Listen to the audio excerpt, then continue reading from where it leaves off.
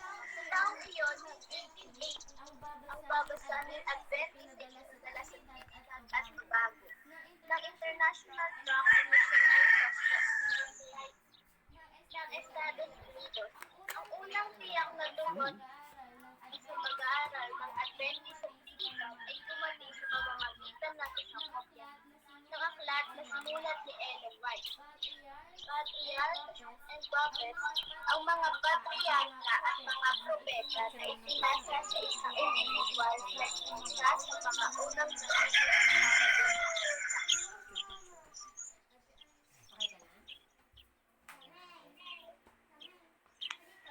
sunod po natin ay ang maikling mensahe ni Sister Ruth Pablo.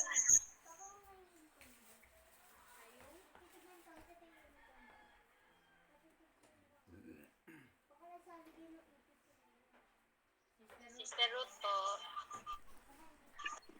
Sana ba kami? Dinig na po ako. Ayaw man. Sabat, Sister Ruth. Wish you. Happy Sabbath po. Happy Sabat. Happy Sabat, Sister Christine. Happy Sabat, Sister Jay. Ayan. Saglit lang po ah. Happy Sabat po.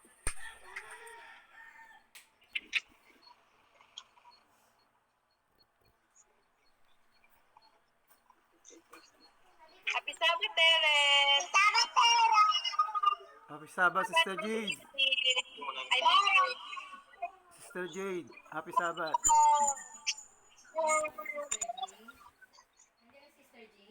Jade, si Jade. Wait, nawala.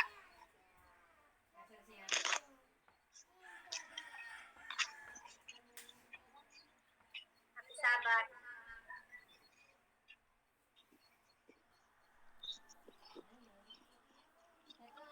Happy Sabat. Sino yung Anthony Paes?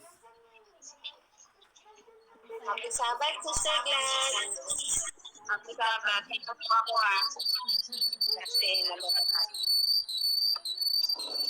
Sino yun, Han? Anthony Paes? Nagpa-feedback po kayo. Dapat isang mic lang nakabukas kung may dalawang camera sa isang bahay. Pakipatay po itong isa. Ayan. Happy Sabbath. Hello. Alam niyo po ay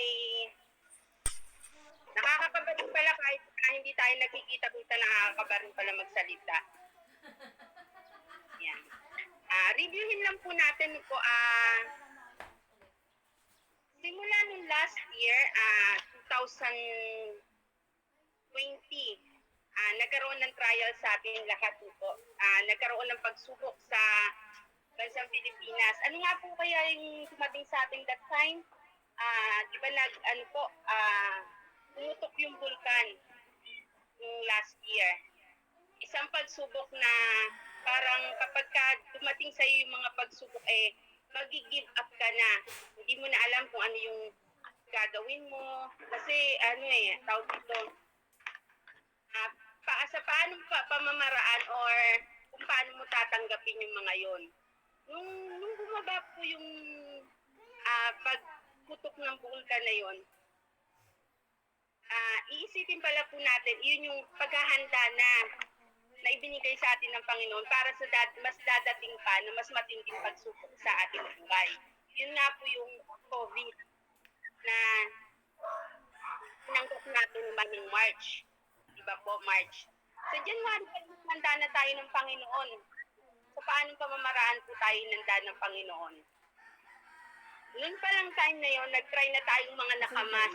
Lahat ng lalabas nakamas na dahil ayaw natin na dahil sa pag na pwedeng malalasa sa atin na magtulot din sa atin ng sakit.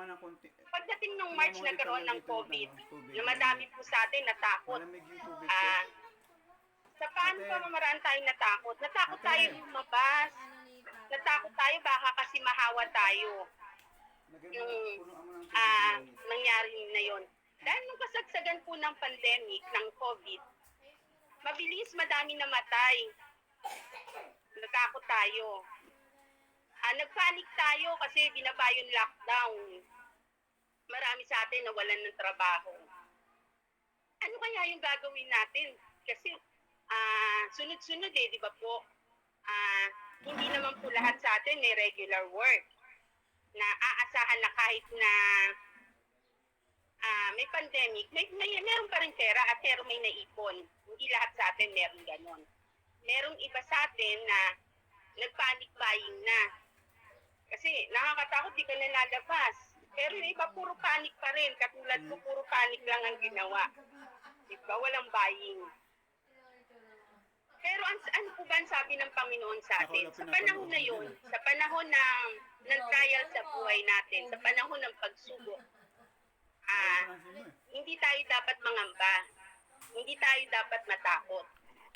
Kasi sabi nga natin, we are Christian. Nasa Panginoon tayo. So, bakit tayo matatakot? Na alam naman natin na ipuprovide ng Panginoon ng lahat ng ating pangangailangan. Manatili lamang tayong makipag-communicate sa Kanya at manatili ang pagtitiwala natin sa Panginoon. Ito daw po yung time na dapat sabihin natin sa ating mga sarili na never give up. Diba? Huwag tayong mag-give up kahit anong pagsubok yung dadating sa atin. Sabi po sa 2 Timothy, kung tayo po ay may mga Bible na katabi o hawak, buksan po natin ang 2 Timothy verse 12.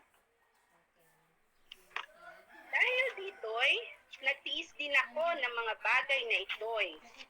Gayunmay, hindi ako nahihiya, sapagkat nakilala ko yung aking sinasampalatayanan.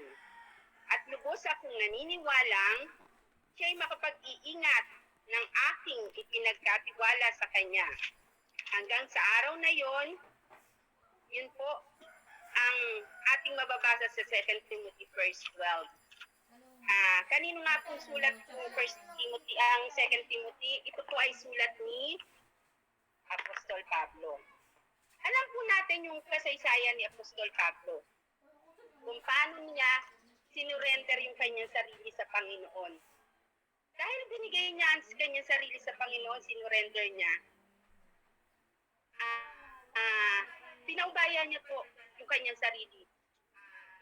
Binigay niya sa Panginoon, nasabi niya, Panginoon, ikaw po ang bahalang sa akin. Kumbaga, hiningi niya yung guidance ng Panginoon, pinagkatiwala niya yung buhay niya na alam niya na nasa Panginoon na siya at siya ay hindi na matatakot anuman yung dumating sa kanya, anumang trials o ang kanyang susuungin dahil siya ay nasa Panginoon na. Hindi siya natakot.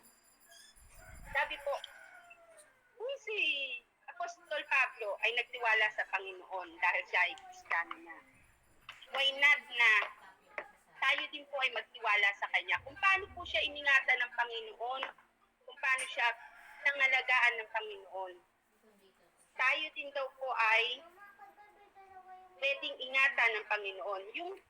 Yung tawag dito, yung deep, unshakable love ni Paul sa kanyang Panginoon na pinagkatiwalaan, na nagbigay sa kanya ng lakas, nagbigay sa kanya para magpatuloy doon sa pananampalatayang meron siya. Yun din daw po ang pwedeng ibigay sa atin ng Panginoon. Kung tayo lamang ay magtitiwala sa Kanya. Sabi po dun sa Filipos 4:19. 4:19, pupunan ng aking Diyos ang bawat kailangan nyo ayon sa Kanyang mga kayamanan sa kaluwalhatian kay Kristo Jesus. Kay Kristo Jesus, ayun po pala, pupunan ng Panginoon yung ating pangangailangan. Bakit kailangan tayong matakot? Na sa panahon ng trials natin, may kasama tayo, andun ng Panginoon. Alam niyo po, last year, nung binabaan lockdown dito sa Valenzuela, di ba po, lahat yun binabaan ng lockdown. Kami po ay ni Brother Don ay nasa City Hall that time. Para asikasuhin yung tungkol kay Ian. So pagkakit po namin, nasa City Hall po kami nun Nagulat na lang po ako nung pagkakbang namin doon sa kakausapin ko sana yung isang kagawad doon Nagulat ako, sabi nga sa akin, ma'am, hindi na po pwede pumasok. Sabi ko, hala, bakit po sir? Sabi ganun. naibaba na pala yung lockdown. So bawal na ng face-to-face, may mga nakaharang na. Usap kami ni brother doon kung ano yung gagawin namin. Pero natuwa kami, sabi namin, purihin ng Panginoon sapagkat bago po binaba yung lockdown na yun, nung araw na yon at ng oras na yon, natapos po namin ni brother doon yung aming gagawin para kay Ian.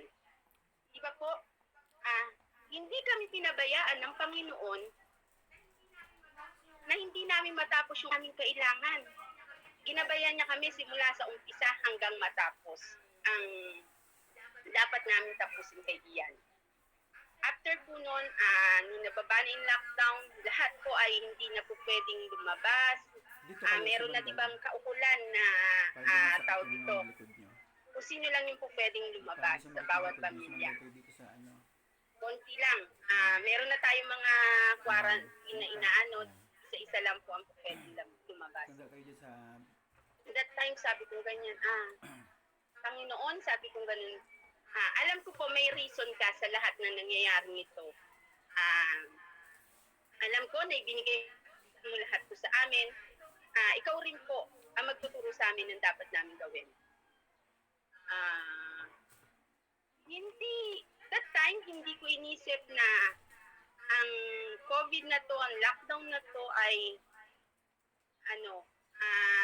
kumbaga pasakit sa bawat isa sa atin. Bagkus, naisip ko that time na ibinigay ito ng Panginoon sa atin para mas mapakilala natin yung pananampalatayang meron tayo. Yung panghawakan natin yung pananampalatayang yun. Sabi ko, Panginoon, ituro mo po sa bawat isa sa amin kung paano kami magiging ilaw sa dakong kalalagyan namin.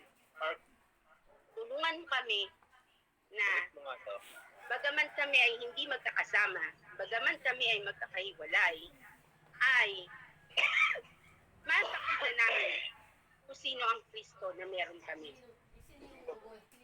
At tulungan kami na hindi lang kami manatili sa aming bahay na wala kaming ginagawa.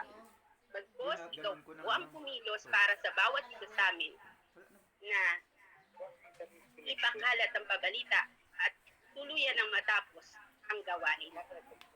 Yun yung prayer na ginagawa ko. Pero talagang sabi nga, makasalanan ng bawat isa sa atin. Lahat tayo nagkakasala. So, hindi po, hindi dahilan na nagkasala ka, dadating sa iyo yung mas madami. Pagkos, mientras ka lumalapit sa Panginoon, mas dadating sa iyo ang pagsubok. Mas doon ka titibak mo kupan ng kaaway, katulad ni Hope. Dapo, mas doon ka susubukan kung paano mo i-handle, kung paano mo panghahawakan yung mga bagay na yun. Kung ikaw ba'y mananatiling nasa Panginoon sa gitna ng mga pagsubok na dadating sa iyong buhay, or tuluyan ka ng give up. Pero sabi po, di ba, huwag tayong give up. Sabi ganun. Sabi po sa awit 37:24, bagamat siya'y nabuwal, hindi siya lubos na mapapahiga sapagkat inaalalayan siya ng Panginoon ng kanyang kamay. So, di ba po napakasarap na kapag ka pala dumadating ka na dun sa trials ng iyong buhay, sa lahat ng natamasan natin since 2020, andun ang Panginoon, andun yung kanyang kamay para alalayan tayo na hindi tayo tuluyan na bumaksak. Sa pamilya po namin, hindi doon natapos. Hindi doon natapos sa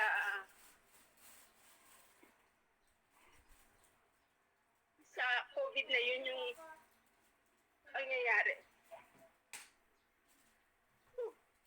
Batid po ng lahat na 36.1.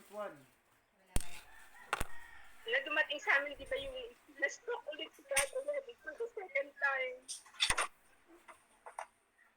Pero ang sasabihin mo this time, maaaring kapag ka dumating sa yung pagsubok na yun, sasabihin mo, Panginoon, bakit?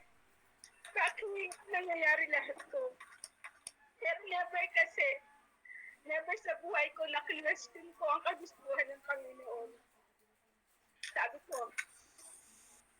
Sabi ko pa rin na, hinigyan ko kasi may dahilan.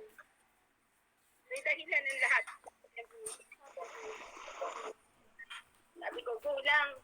Gawin pa rin, diretso pa rin doon sa mission na ginagawa ng bawat isa. Kasi po, nung bumaba yung ano na yun, na lockdown na yun, nagkaroon kami dito ng children's ministry na ginagawa namin everyday.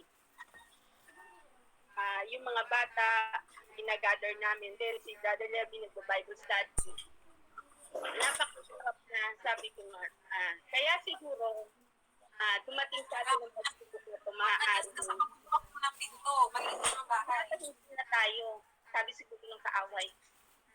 Pwede Hindi na kayo kasi nahihirap. Ayan na, nagkakasakit na kayo. Na, huwag na tayo. Yung kiramdam ko may dumadaan.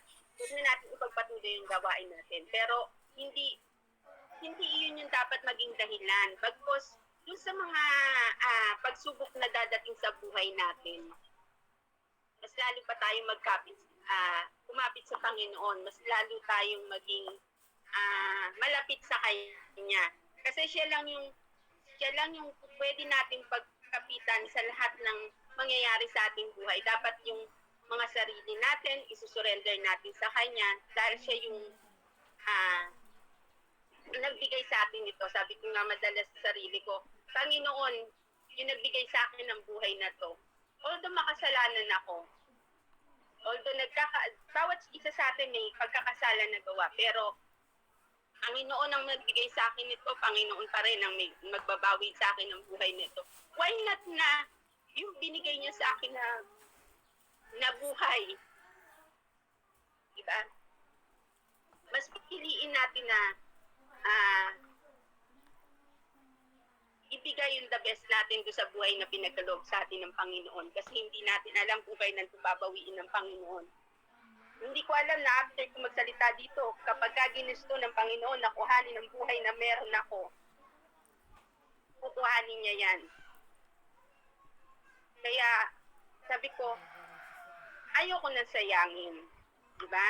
Huwag natin sayangin, huwag tayong mag-give up sa pagsubok na dumadating sa buhay natin kasi lagi natin kasama ng Panginoon. Katulad ng nangyari sa buhay ni Job na nawala man lahat ang kayamanan na meron siya, nawala man ang mga mahal niya sa buhay, tinalikudan man siya ng asawa niya, pero nandiyan pa rin ang Panginoon na nag-iingat sa kanya. Diba po? Nawa po sa lahat ng pagsubok na dadating sa bawat isa sa atin, maging mas matatag tayo. Magpalakasan tayo na kailanman hindi tayo iwanan ng Panginoon. Kung paano hindi niya iniwanan ang lahat ng nababasa natin sa Bible ng mga Bible character. Ganun din po tayo iingatan ng Panginoon. Ito lamang po yung may share ko sa inyo sa umagang ito at muli po ay happy Sabbath. Amen. Thanks for Amen. Sa attorney kasi namin last year, Sister Ruth kasi yung kasama namin. So just imagine, 2 days before binaba talaga yung lockdown, wala. Sa kamay ng Panginoon po kami kukuha ng pera para ipanlibing sa anak ko kasi ayaw namin sa Artong Bato. Artong Bato nga ba yun? Oo, Artong Bato. Siyempre pag walang-wala ka. So as much as possible, gusto po sana talaga namin ay sa Karwatan para mabilis po namin siyang mapuntahan. So kasama ko si Sister Ruth nung sabi ko kailangan makapag-provide tayo ng 65,000. Just imagine, walang trabaho ang tao.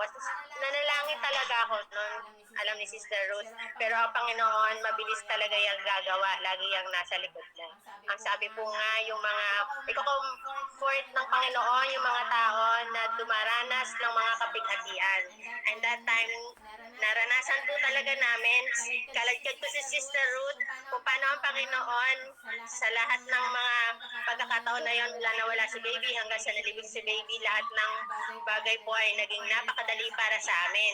Kaya po, nung time na nawala si baby, never pong lumabas sa bibig ko na kinestyon ko ng Panginoon. Ang totoo po, naiiyak na lang po ako, hindi na po dahil sa nalulungkot ako kay baby, kundi na aalala ko po kung paano ang Panginoon ay naging mabuti sa aming pamilya.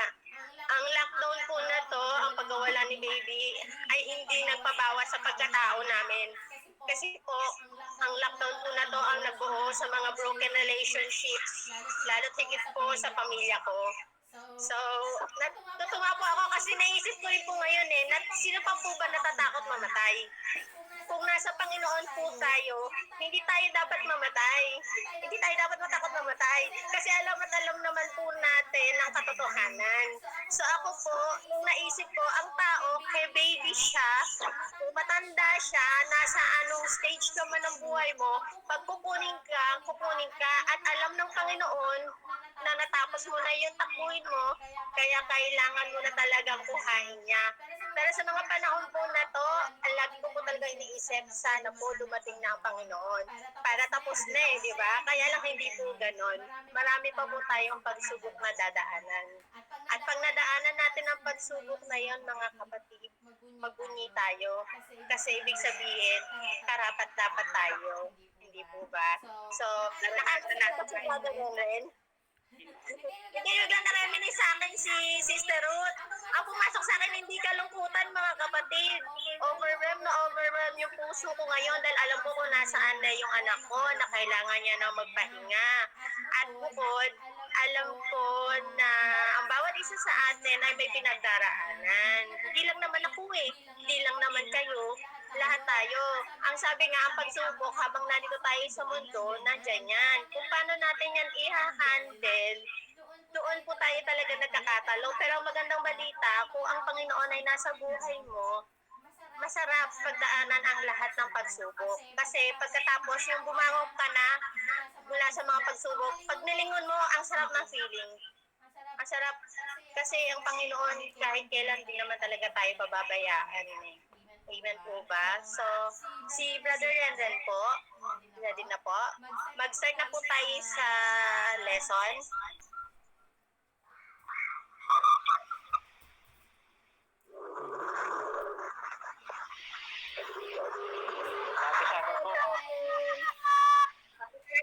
Brother.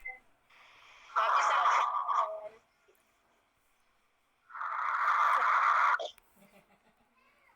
Ano yun? Parang may gumagano.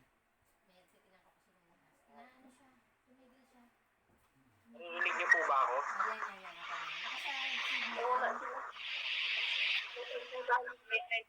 Ka namin. Okay na. Narinig niyo po ako? Po. Bago po tayo mag-umpisa, mga kapatid, manalangin po muna tayo. So tayo po yung manalangin. Panginoon, sa oras na ito, Ama, nawag po itong banal na Espiritu, pwede naman ang karunungan na galing sa inyo. Ang siyang patuloy na sumamin sa aming pong pag-aaral, kayo pong banal na. Purihin ka o kailanman, ito po ang mandalangin sa pangalan ng Panginoong sa Diyos. And so, maraming salamat po sa mga mensahe, mga message na ating pong napakinggan. So, praise God mga kapatid, dahil kahit pa paano, tayo po ay nagsama-sama via online. No? So, dadako po tayo ngayon sa ating pong lesson study. So, yung lesson po natin ngayon, ito po yung kauna-unahang lesson natin for this quarter. So, lesson 1. Diba? So, ano pong title ng lesson natin?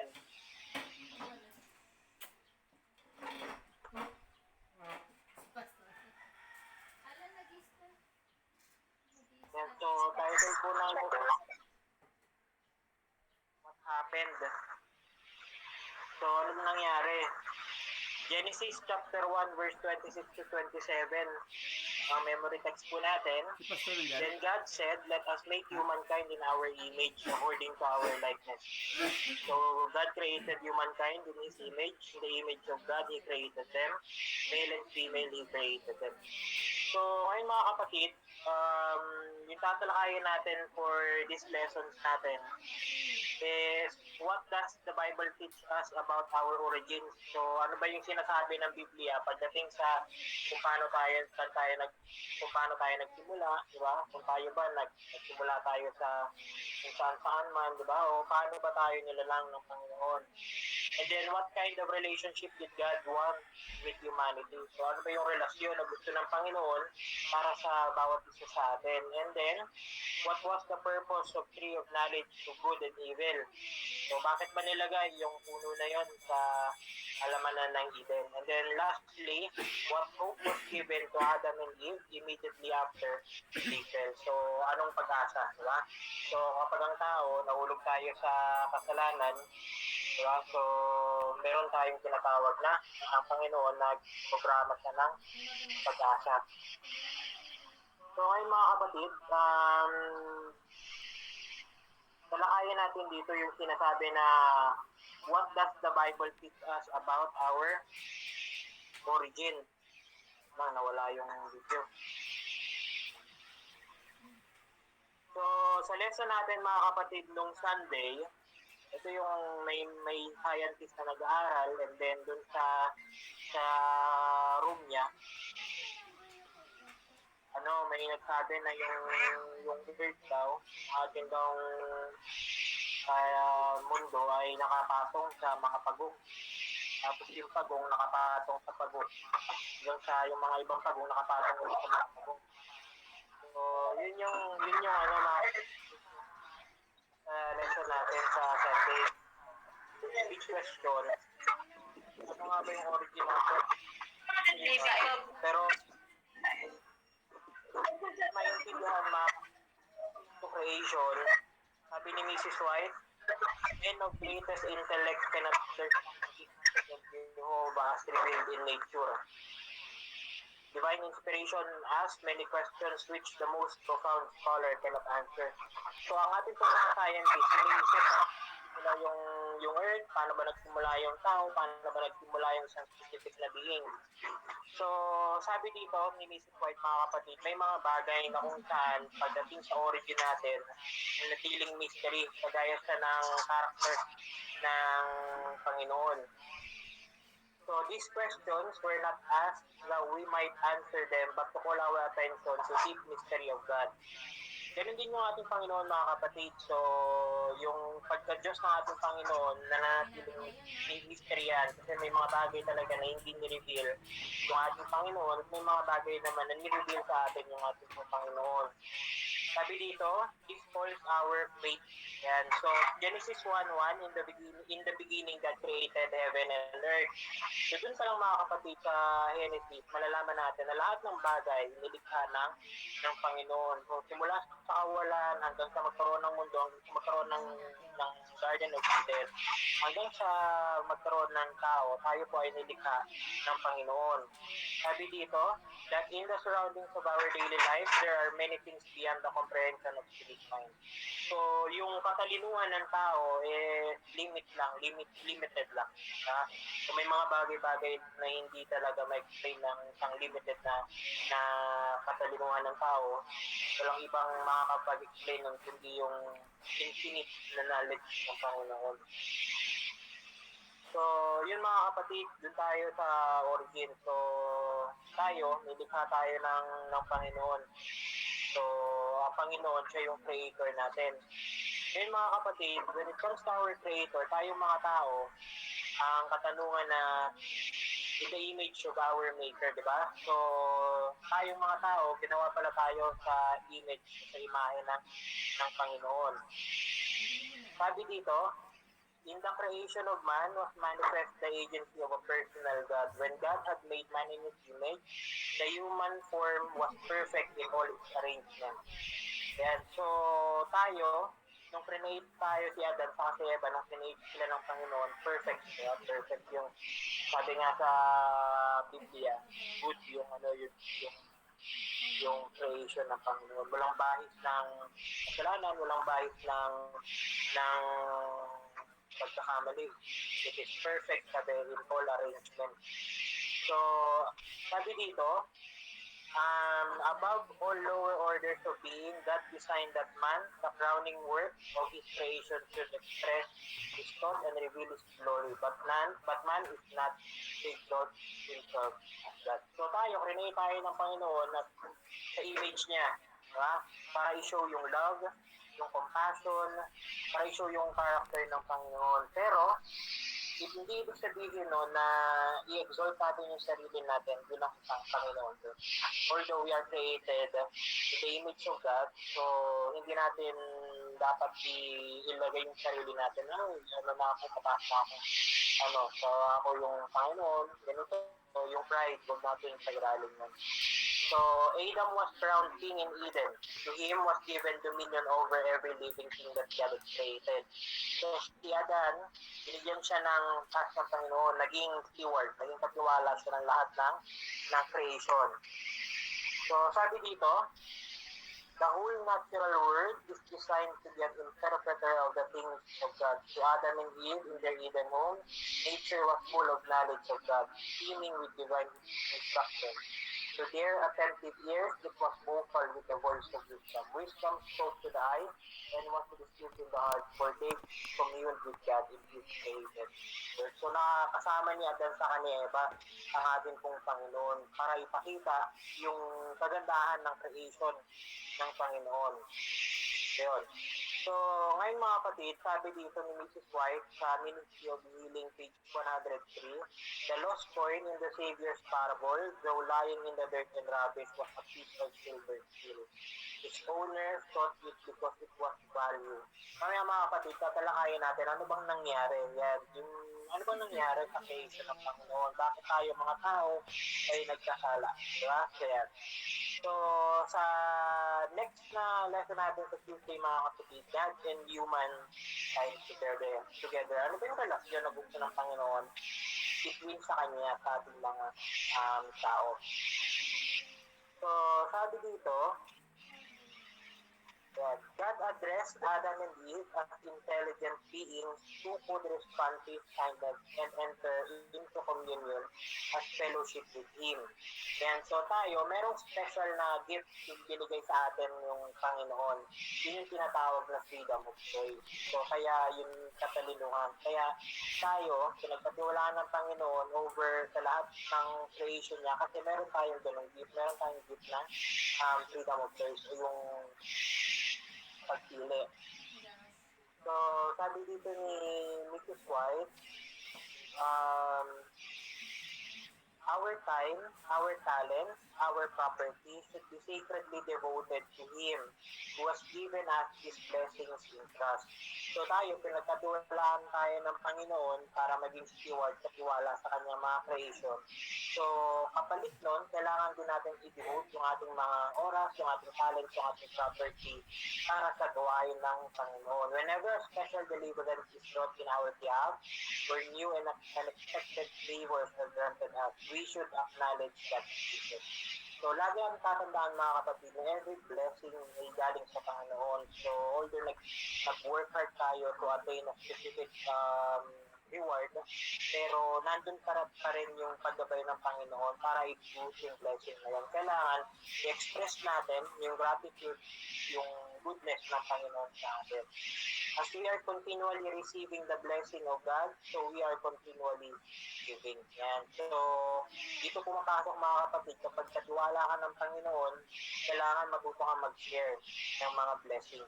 Yan. So, yun yun. Kapag tayo makakatanggap ng blessing ng Panginoon, yung blessing na yun, dapat i-share din natin. Marunong din tayo magbigay sa iba. While God has created and constantly controls all things, He has endowed us with a power not fully unlike His. To us has been given a degree of control over the forces of nature.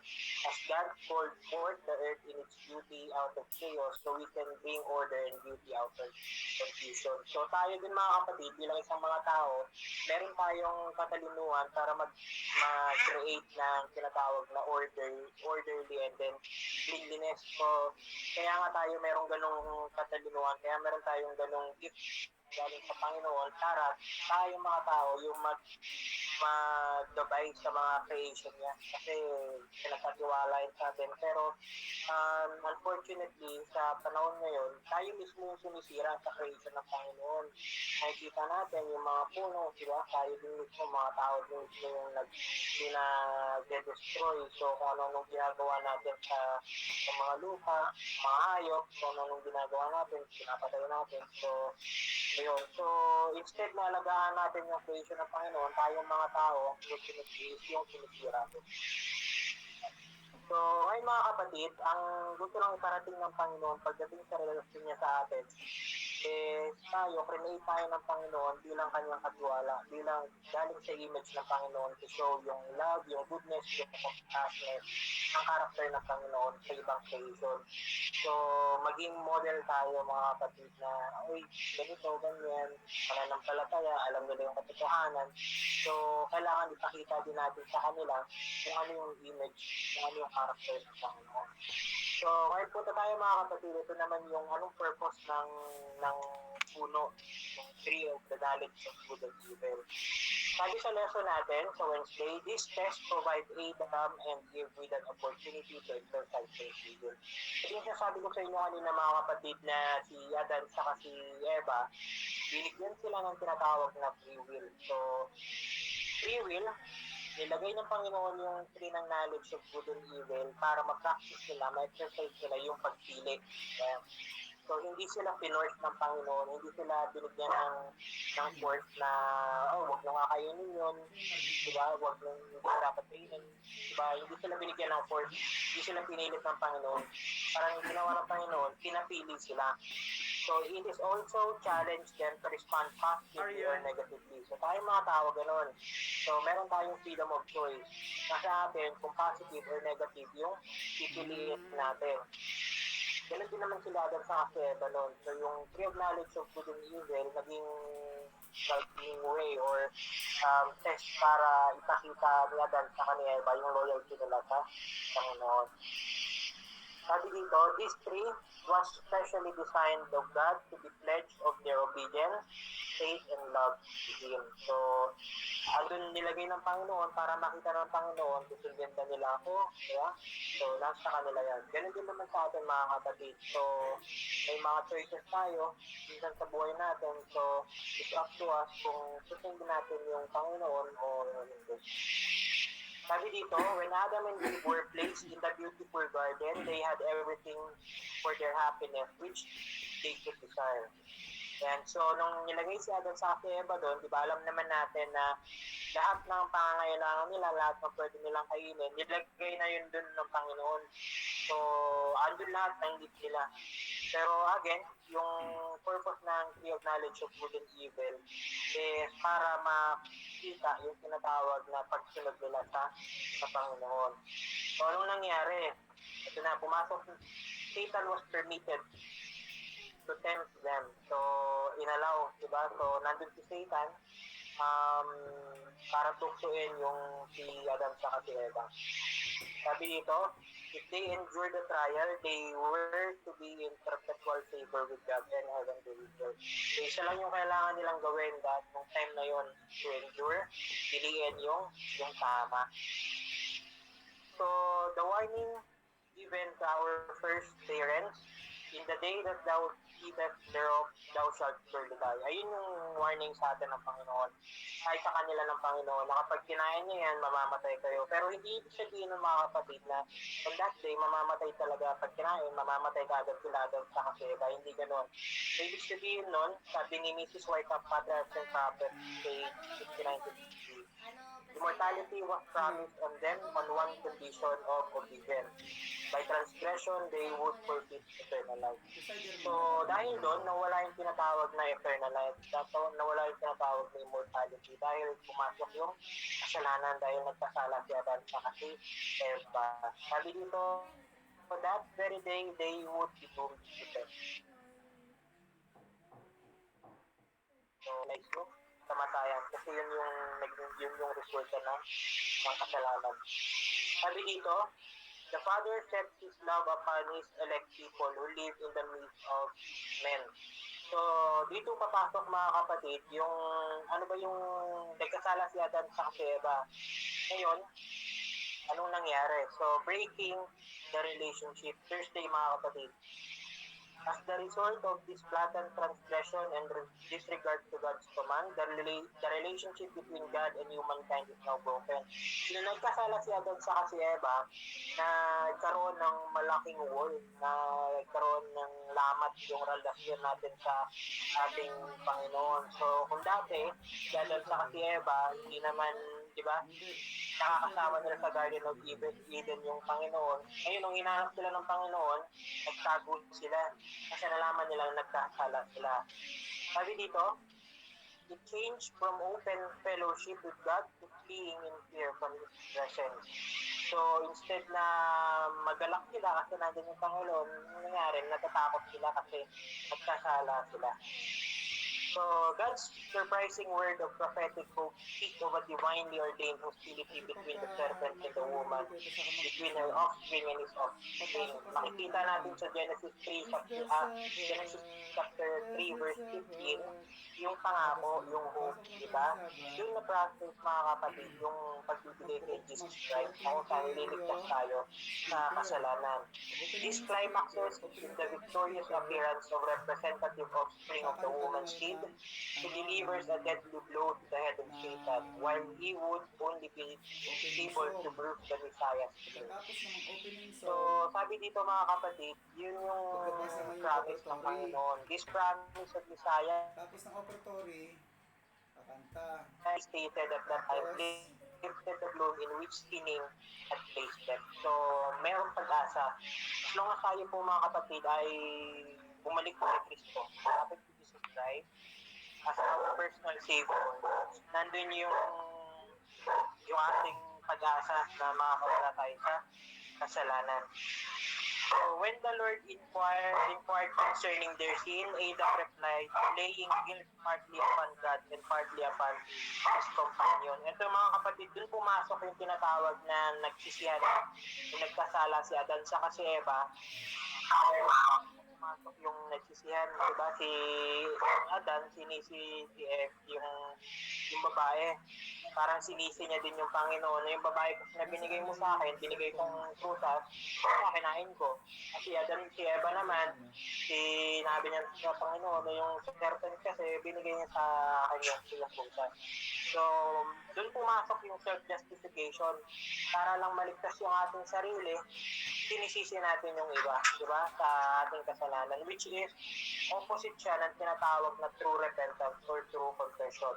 Kapag merong confession and then merong repentance or true repentance mga kapatid, nandun yung pag-amin mo sa kasalanan and then pag-hingi mo ng tawad sincerely sa kasalanan na nagawa mo. So, nandun yung humbleness na tinatawag. So, yun mga kapatid, lagi natin isipin na although yung sin ay na-break sa relationship natin sa Panginoon, pero as long as si Jesus Christ nananatili siya sa atin, di ba? Siya yung tumusunod tayo sa Kanya, lagi natin isipin na meron tayong pag-asa. So, and then dito sa Sons and Daughters of God, page 340, the mercies of God surround you every moment and it would be profitable for you to consider how and when your blessings come every day. Let the precious blessing of God awaken gratitude. So, lagi natin itong tatandaan mga kapatid na kahit tayo po ay nagkasala, andun yung tinatawag na mercy ng Panginoon. So, yung mercy ng Panginoon, nare-renew yun araw-araw, mga kapatid. So, yung blessing ng Panginoon, nare-renew yun araw-araw. So, yung grace ng Panginoon is sufficient. Yan, araw-araw. So, lagi natin iisipin na as long as tayo ay nananatiling connected sa ating pong Panginoon, hindi tayo hindi tayo matatalo ng ating kasalanan. Basta yun lang yung pagbalik loob natin sa Kanya. Sabi dito, clouds of mercy are hanging over you and ready to drop upon you. If you will appreciate the valuable gift of salvation, you will be sensible of daily refreshment of the protection and love of Jesus. You will be guided in the way of peace. So, isa lang yung gagawin natin mga kapatid, yung tinatawag na acceptance. So, tanggapin natin kasi andyan lang naman palagi yung mercy, yung blessing ng Panginoon sa atin. Pero hindi naman yung kusang pupunta sa atin kung hindi natin tatanggap. Kailangan nandun din yung pagiging committed natin na ayusin yung relasyon natin sa Panginoon. Nandun din yung pagtanggap natin. Kailangan tanggapin natin yung inaalok na gift sa atin ng Panginoon. Kasi kung hindi naman natin yung tatanggapin, tapos hingi tayo ng kaligtasan, huwag natin i-expect na makukuha natin yun. Kung tayo nga matigas yung heart natin. So lastly mga kapatid, gusto ko pong i-share sa inyo itong sabi ko dito, God created us in His own image so that a loving fellowship could exist between Him and us. Although the entrance of sin shattered the original union, God seeks to restore this relationship through the plan of redemption. So, nung nagkasalat si Adan sa si Eva, lagi natin tatandaan mga kapatid, merong plano kaagad ang Panginoon para sa kaligtasan. So, lagi natin iisipin na hindi tayo pinabayaan ng Panginoon sa kabila ng ating mga kasalanan. As dependent creatures, life takes on true meaning and clarity only when we enter into union with Creator. Lagi natin yung tatandaan ka mga kapatid na kapag tayo ay laging naka-abide, laging naka-dependent sa Panginoon, andun yung tinatawag na kaligtasan sa atin. Lagi nating ma-assure na yung pag-asa ng kaligtasan ay lagi nating matatanggap. Basta tayo ay nananatiling naka-abide sa ating pong Panginoon. So yun lamang mga kapatid yung ating pong lesson, yung summary ng ating lesson. So kung may mga karagdagan kayo na lang din mga kapatid yung magandang salita. Ibigay ko yung pagkakataon kay Sister Irene po. Maraming salamat, Brother Renren. Kung sino po yung may mga karagdagan, meron pa po tayong ilang minuto. Gusto po sana namin hingin ng yan na pa ba si Pastor Manny, karagdagan po sa lesson.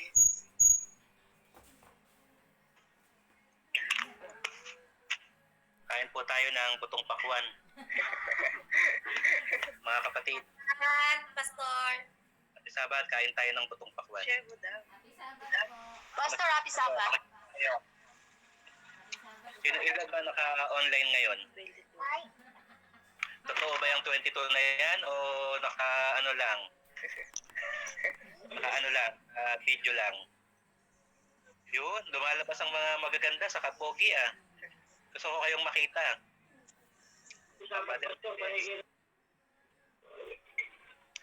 Nakikita ko lang naka-online si Brother Mendez. Ayun pa, si Renren. Yun, ako nakita ko rin si Sister. Happy Sabat po. Kamusta po kayo? Okay lang kami, Pastor. Sabbath po. Yun, nakita ko rin si Brother Levy Mukhang inspired ka, Brother Levy Mukhang in love ka. Si Brother Mendez mukhang in love din kaso wala yung ano niya Nasaan yung asawa mo, Brother Mendez? Ni Sister Anna. Ayun. Kompleto pa kayo Ayun. Yun, amen. Kompleto. Si Renren, parang nag-iisa si Renren Yun. Mendez, pag magkatabi kayo nung anak mo, hindi kayo magkamuka. Pastor, yung share mo lang sa lesson, wala ko. Kasi alam mo bakit? Maganda siya, pogi ka.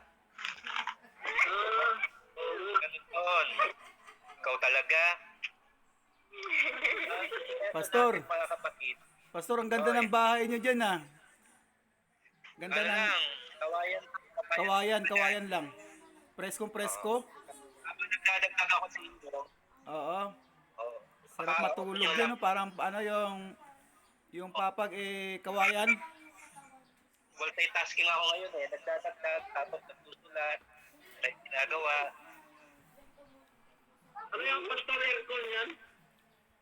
Oh, aircon. Air continuous.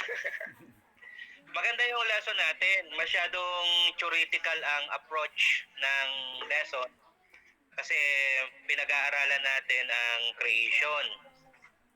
Masyadong theoretical. Pero ang Genesis chapter 1, pinapakita rito para sa akin kung ano ang role na ginagampanan ng sa buhay natin. Ano ba ang role ng Diyos sa buhay natin? Kung titignan natin ang Genesis chapter 1, ano ang role na ginagampanan niya sa atin? Diba? Ang unang ng central theme ng Genesis chapter 1, ang kauna-unahang tema na pinapakita rito ay siya ay Diyos na nag-create ng lahat. Amen. Kaya Brother Mendez, hindi yung sinasabi ko kanina, totoo yun. Dahil Diyos ang nag-create sa atin, pogi ka. Diba? Tapos maganda yung anak mo. Diba? Dahil ang sabi sa lesson natin, tayo ay nilikha ng Diyos sa wangis niya. Ang Diyos ang nag-create sa atin. Pero pagkatapos tayong likain ng Diyos, likhain ng Diyos ang tao, si Adan at Eva, kung babasahin natin ng Genesis chapter 1, hindi po doon nagtapos ang role ng Panginoon sa buhay natin. Ano pa ang ginawa niya? Pagpapansin ninyo, bago niya likhain ang tao, ayon sa kanyang wangis, God already provided everything na kailangan nila. Ano ang ibig sabihin nun? Hindi lamang siya creator natin, siya rin ang provider natin. Kasi nang nilikhain ng tao, nandun na lahat ng pagkukunan ng mga pangangailangan ng tao. So, ganun. Ganun ang pinapakita ng ating lesson. God is the creator, God is the provider. Ngunit, ang lesson natin ay nagpapakita na ang tao ay nasa isang kondisyon ng tinatawag nating conditional immortality. Bakit? Magkakaroon lang sila ng tinatawag na eternity kung mananatili sila sa Panginoon. Andun yung kondisyon ng kanilang immortality. At sinubok ng Panginoon ang katapatan ng tao. At sinabi ng Diyos, lahat pwede niyong kainin, wag lang yung bungang kahoy na nasa gitna ng halamanan. Yun ang sabi ng Diyos. So, test of loyalty. Sinusubok ng Diyos ang tao, si Adan at Eva, kung ang tao ay mananatili sa Kanya. Pero ano ginawa ng tao? Alam naman natin di ba? Ang ginawa ng tao, mas ginusto nilang lumayo sa Panginoon at magkasala, gumawa ng kasalanan. Kaya sa lesson natin, pinapakita rin yung tinatawag na pagpasok ng kasalanan. At kapag pinag-usapan natin ang pagpasok ng kasalanan, pinag-uusapan din dito ang plano ng pagtubos ng Panginoon. So ano ang role ng Diyos sa buhay natin? Una, siya ang creator, siya ang provider, at nung magkasala yung tao, tinubos niya yung tao. Ano ang role ng Panginoon? Siya din yung ating tagatubos. Hindi lamang siya manlilikha, hindi lamang siya nagkakaloob ng ating mga pangangailangan, siya rin ang ating manunubos.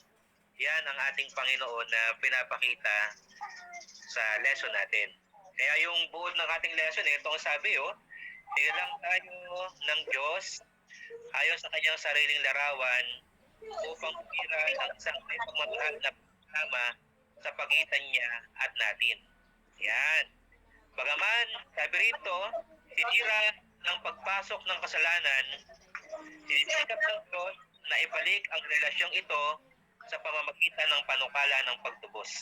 Bilang mga umaasang nilikha, ang buhay natin ay magkakaroon lang ng tunay na kahulugan at linaw kapag pumasok tayo sa pakikisama sa ating manlilikha. So napakaganda.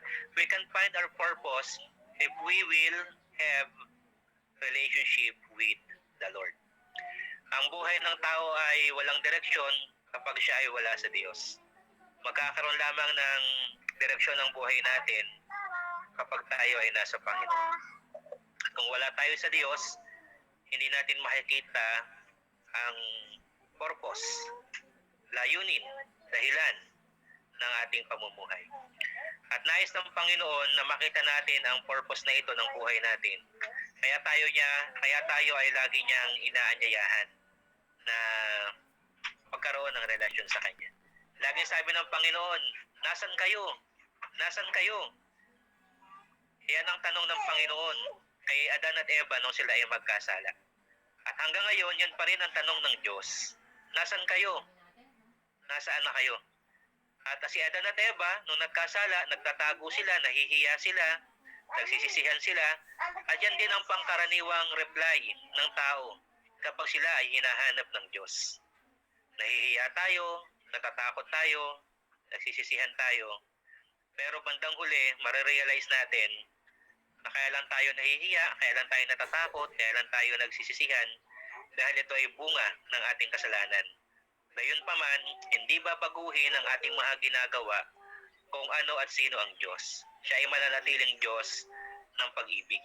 At ang ginagawa ni Satan, ialagyan niya tayo ng mga negatibong damdamin para tayo mismo ang lumayo sa Panginoon.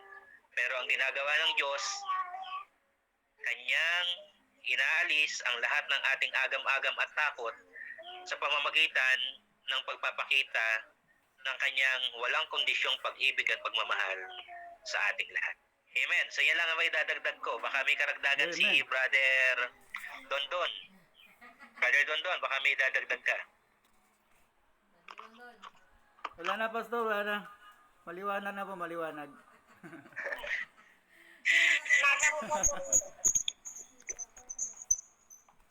Amen po, Pastor. Kaya siya yung creator. Siya yung... Dahil siya yung creator, siya yung tutubos. Ito lang daw ang pagsasalita. Sa Pastor. Yes, buti hindi umalis. Sister Alice. Okay na? Bakit nag-e-echo? Okay na, nag-echo siya. Yan. Yan mga kapatid, maganda po yung lesson natin eh. Alam niyo yung lesson natin? Parang napapanahon sa sa mahal na araw. Hindi niyo napansin? Sakto, tumapat sa mahal na araw ang lesson. At ang pinag-uusapan, hindi lang yung pagkakasala ng tao. Ang tema ay tumatawid din sa paghihirap o suffering na dinanas ni Jesus nung siya ay magkatawang tao. At kung titingnan po natin ang mystery, bakit si Jesus nagkatawang tao at namatay sa cross? Ang sabi sa Biblia, it is a mystery. Paano natin ito mauunawaan? Oo, mauunawaan natin dahil may mga nakalagay na mga talata sa Biblia. Pero ang sagot pa rin ng Biblia, suffering is a mystery. Hindi natin lubos na mauunawaan. Although may naiintindihan tayo, pero hindi natin lubos na maiintindihan. Dahil ang sabi sa Biblia, suffering is a mystery. Kaya ngayon, marerelate natin yung mga buhay natin. Kanina nag-testimony si Sister Ruth. Gusto ko nga kumuha ng panyo kanina habang nagte-testimony si Sister Ruth. Tapos sinabayan din ni Sister Irene. O, di ba? We have also suffering in our lives.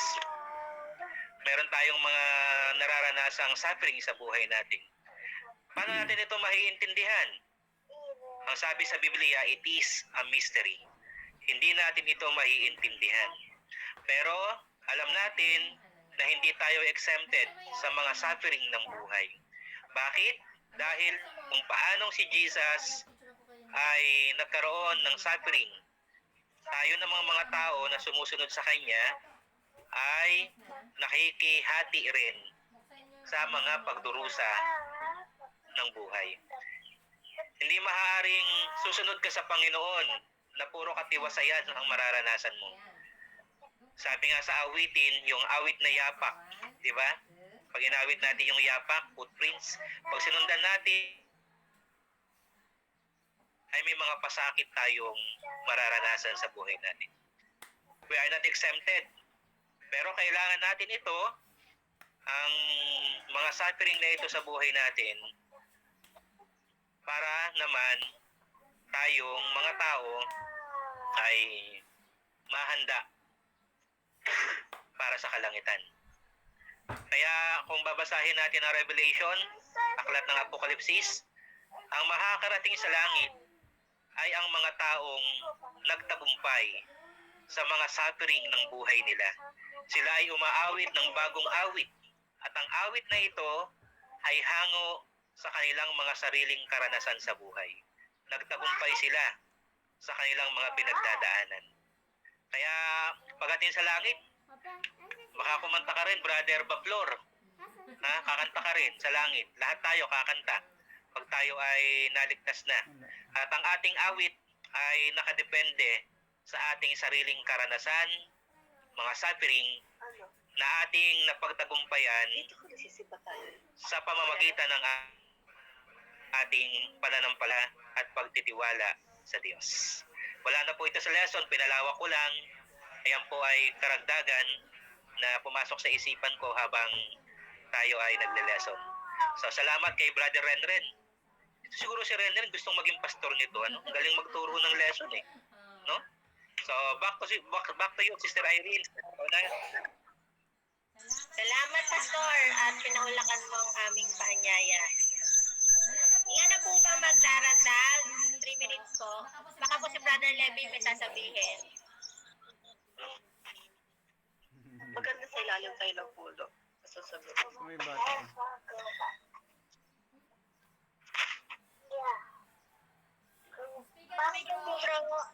Speaker po, Brother Levy.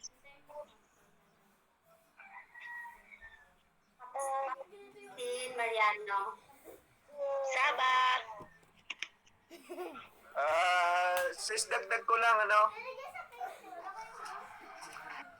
bagaman tayo ay, tawag nito ay sumuway, pero tinatawagan pa rin tayo ng Panginoon. Yung sabi ng lesson natin, hinihikayat tayong bumalik. Hinihikayat tayo ng Panginoon na bumalik. Bagaman tayo'y lumalayo, natural na kaya sabi ng Panginoon ang Diyos ay pag-ibig. Di ba?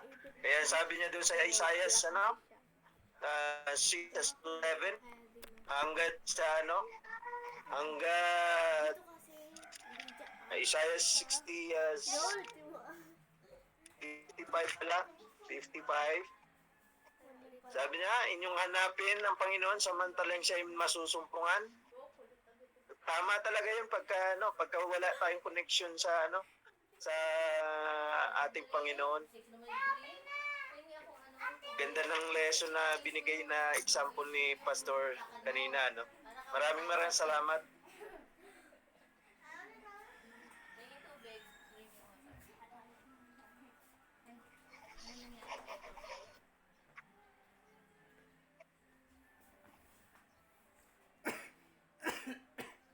Wala ng boses? Wala ng boses si Brother Levy. Okay na si Sai. Na po? Sige po, sa closing. Ate Mayan, ready na po ang ating closing song ay ano nga ba? Hindi, alay. I-ready ko lang ate.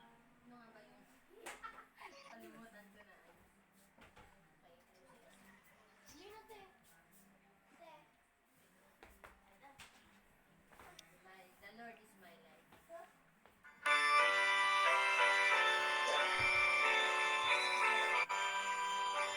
Yan dito.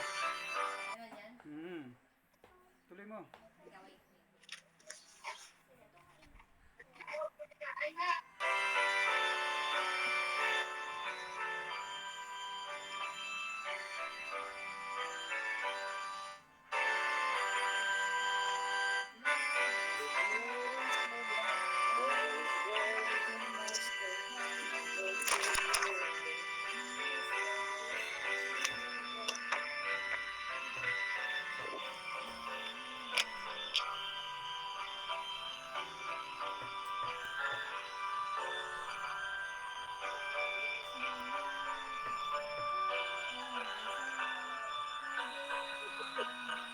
He leads me along. The Lord is my light.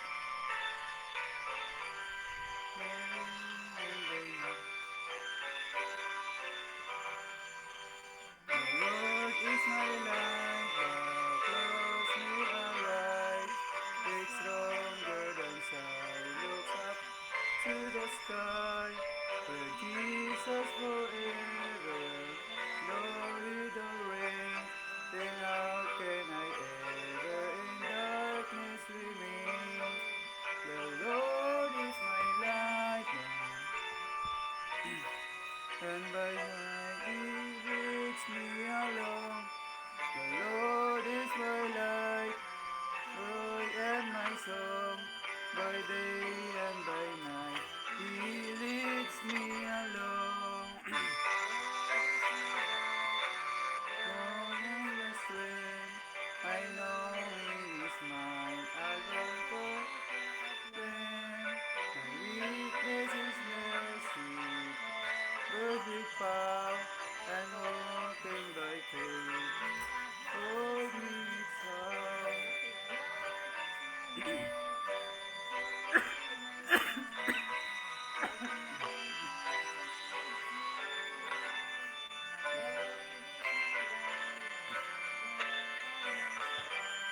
By day and by night He leads me along.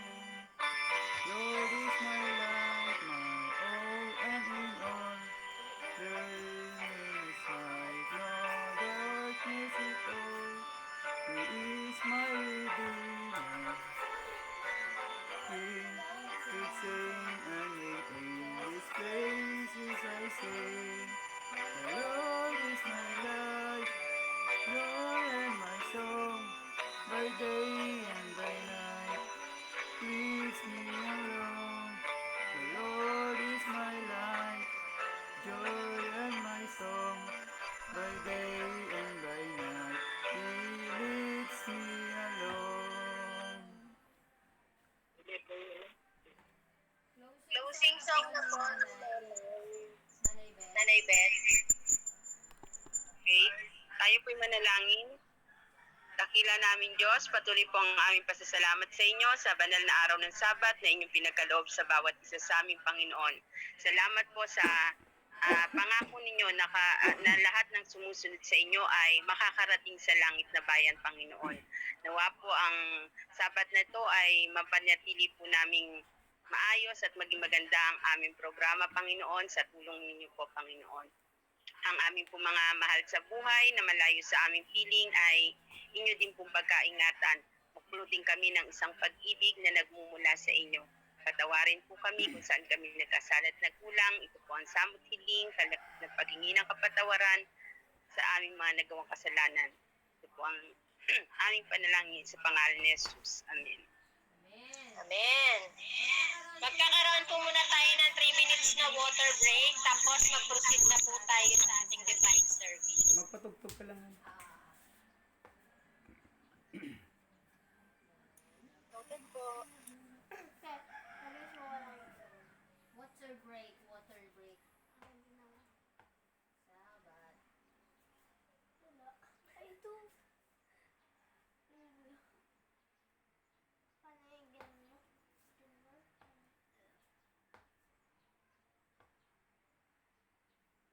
Hindi, maganon lang ako inspirational video.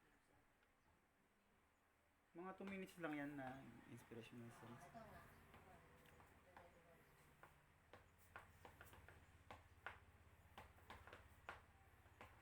Saan dito yung black? Saan dito yung black? Ipindutan ko lang. Ay, ito. Palaras ko sa mga.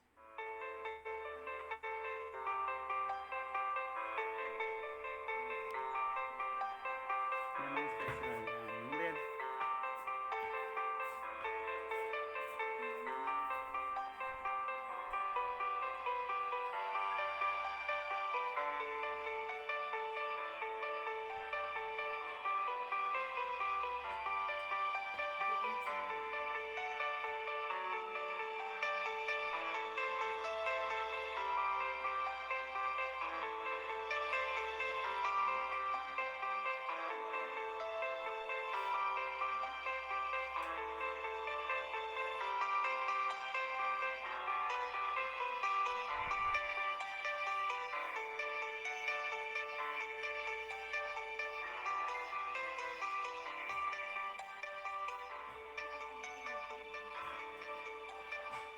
Nakikita niyo ba?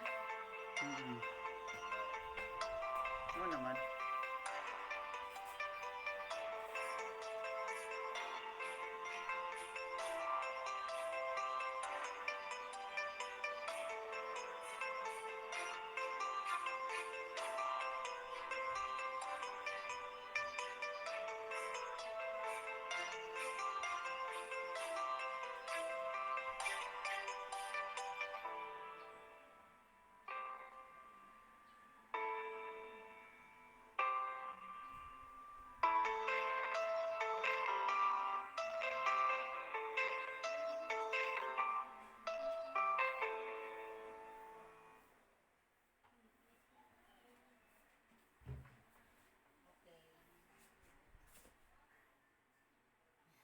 Isa pa. Ayos, isa na. Okay na yun kasi mag-start na tayo.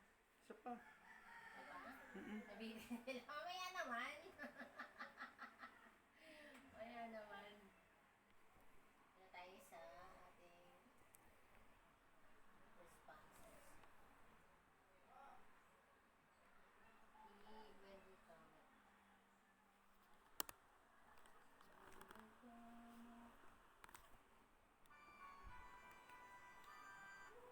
Hindi yan nakaano ha, hindi pa yan nakaano.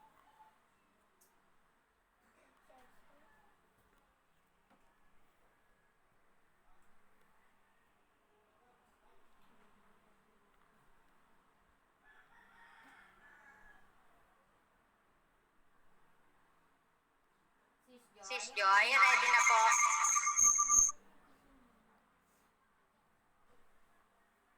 Sis Juliet, okay ka na po?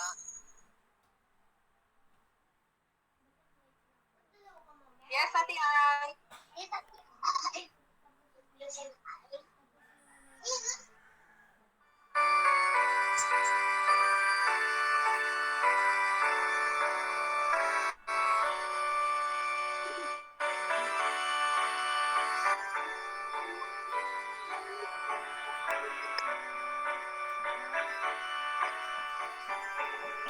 All this dream